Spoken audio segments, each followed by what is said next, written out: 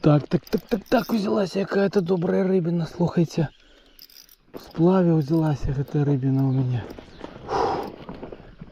Великий подхватник на щупака брав, а взявся головач там, мабуть. Головач. Ну, так добрий головач ньоманський, слухайте.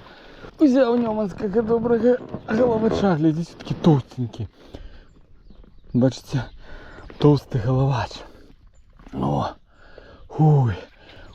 Ну ось давайте покажу вам гэтага доброго, моцнага, пригожага ньоманскага галаўня. Ужо досыць нечакана, бо другі раз я сплынаю па Нёмане на човніку і дзяўбуць адныя акуні, зрэдку трапляюцца шчупакі, але во, все ж таки атрымалася і белага драпежніка ўзяць. Так, на такім теченні нават не ведаю, а як тут яго рэанімаваць. Вот туды вот гэтаму кустику. Где туды сам? О, отстойвайся там.